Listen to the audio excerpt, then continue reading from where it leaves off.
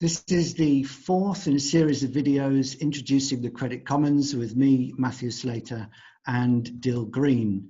And this time we're talking about decentralization and scaling. When you scale up a money system, you run into not only technical problems, but also political problems. These are both solved in the Credit Commons in a way that's very different to Bitcoin. So Bitcoin ran into technical problems because it could only process about 7 transactions per second. And it ran into political problems because it turned out that only the miners really had any say in the direction of the software development and thus of what Bitcoin would become in the future. When Bitcoin talks about decentralization, though, it didn't mean what we mean when we talk about decentralization. Bitcoin decentralization meant that there were many copies of the same ledger. And thus, if a meteorite hit the Earth, it was very unlikely that the ledger would be destroyed or lost. In the Credit Commons, when we talk about decentralization, we mean that there are many centers of governance. So each group is effectively controlling its own ledger and has its own node and keeps its own records on its own software, on its own web server, according to its own rules. And then all of these nodes are able to talk to each other using the Credit Commons protocol. So the growth model in the Credit Commons isn't just expanding one atomized individual by one atomized individual by one atomized individual and hoping to go viral. The growth model of the Credit Commons is a group of people or businesses who have trust in each other and want to trade together, coming together and setting up their network, replicating an existing set of social, technical, and probably legal relations as well, and then federating together so that what the Credit Commons builds is a bottom-up tree, as it were, and it's sort of upside-down tree, or a tree that's just roots and a trunk. And all of the value production happens at the extremities, and the closer you get to the trunk, the more the groups of groups are like telephone exchanges, just efficiently routing communications between value producing centers. So you get a decentralization on the basis of small groups rather than an atomized decentralization. And because participation is voluntary, like nobody forces you to join a mutual credit circle, you do so very much on your own terms, and that replicates all the way through the tree as well. So when a local group joins a regional group, they do so on their own terms, and when a regional group will join a national group, they do so on their own terms. And so all the governance and the energy and the decision making tends to come from the bottom up. So what this means in terms of the things that crypto economists get super excited about, all these different attack typologies that people write white papers proving that they've defeated, suddenly become sort of a bit boring, because of course if each Bitcoin is worth, you know, $10,000 or whatever, $3,000 now, but $33 million in the future, I saw a prediction just today, then it's worth expending an enormous amount of energy just to steal 2 or 3 of them. Because they've got serial numbers, effectively, you can actually own them. If you steal them, you might control that amount of dollars. In a mutual credit system, it's purely information, so you can't steal it. You have to have actually been in a group and earned it, because there are counterparties to every transaction, and if you fake a transaction, the counterparty will just say in the group, that didn't happen, and you'll be immediately found out. But also the rewards for attacking any given network are relatively small. So these sort of attack vectors are computationally, socially, technically, and legally extraordinarily expensive. So they're much less of a concern in a system that scales by federating and replicating. Well, this is what we would mean by social money. So instead of money being a piece of anonymous property, and it almost doesn't matter how you got it, or it might not be traceable.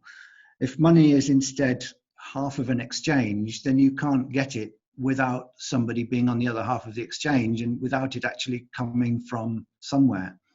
And that means that on some ledgers, groups might decide to make transactions reversible.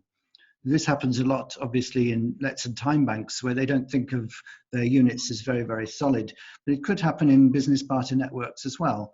So if you enter the wrong transaction by accident, you can just go to the administrator and have it deleted, which is a bit of a sacrilege when you believe that money is property, but it's perfectly normal when you think that money is a relationship between members of a group. And of course, money is, even the fiat money we have got, is purely a social relation. So any number of theorists of money will talk the hind leg of a donkey about that. It's just that the social group in which a pound exists consists of not only 70 million Britons, but the world foreign exchange market, which trades more currency backwards and forwards every day than, or every 5 days, I think, more hard currency goes through the foreign exchange markets than the global GDP. So the social group that you're in when you're using a dollar or a pound is an extraordinarily large one, full of people with very, very diverse interests. And so the negotiation of the social contract around that unit is fundamentally impossible. It just gets run by a few hegemons, and not for the benefit of the economy, but for the benefit of their interests. So bring it back to decentralization and scale. What you just said, Dill, is that most of us are used to being members of a national group and thus having very rigid rules and very hard currency. Whereas if you're a member of a much smaller group, you have much more flexible rules with a softer currency, meaning that you can't spend it so far. On the subject of scale, the nested hierarchy can scale as far as you like, really. Dill, you estimated that it would take about 7 levels to cover the whole world. How many members would be in each group if that was the case? I was at that point calculating in a fairly dumb number on 150, which is the famous Dunbar number of people whose names you can remember and put a face to. And assuming that a mutual credit group would be around that number on average, then it seemed like between 6 or 8 steps up from a very small local network to the interglobal exchange, and 6 or 8 steps back down to the furthest away social trading group from you in the world. So a maximum of sort of 15 hops for the most long chain transaction. And I want to stress that every transaction does not happen on every ledger, like in Bitcoin. So if you and me were in the same local group, the transaction would only be recorded on that ledger. It's only if I wanted to trade with somebody in a different continent that the transaction would have to go up and up and up and up and up and down and down and down and down and down, being recorded on ledgers at each step. Yeah, the connection between a ledger which is a group of groups and the ledger of a group is simply one account in the group, which is known as the balance of trade account, and one account in the group of groups, which is known as, let's say, the Brixton account. So there might be 100 businesses in Brixton. If they decide to join the South London regional group, they have a balance of trade with that South London region group, to which all of them have access, through which all of them have access to any other connected business. So they can use their own individual balance to effectively buy credit units in the next tier up group and spend those, limited, of course, by the overall credit limit of the Brixton Group. Some people, when they hear about this structure and they hear that at every level of these, say, 7 levels, you have to have a governance structure where everybody comes together and they not only negotiate exchange rates and balance limits, but they're also trying to manage the trade to ensure that it can be balanced. And this can add up to a lot of politics. But if you think about it, that already happens in the world as we know it. A lot of politics goes on in the IMF, the World Bank, the World Trade Organization. G7. Lots of diplomacy goes on around managing trade, and the aim is not to balance trade, but it's to do politics around trade. So I just wanted to emphasize, if it seems like a lot, it's not necessarily any more than goes on already. And because the aim is to balance the trade and not to collect as much money as possible, the aim is much more social justice than what we have today.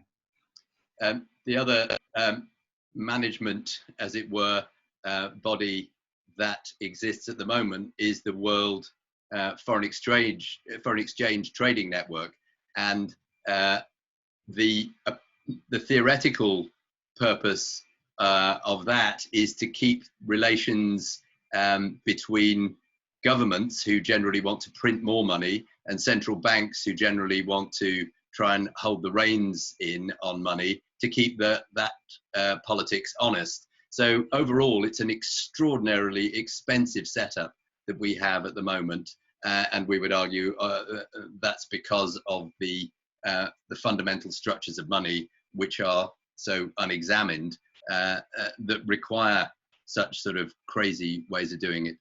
The other thing to remember about the governance of the sort of networks that we're talking about is that it will always feel quite local, and that the power resides mostly with the small networks.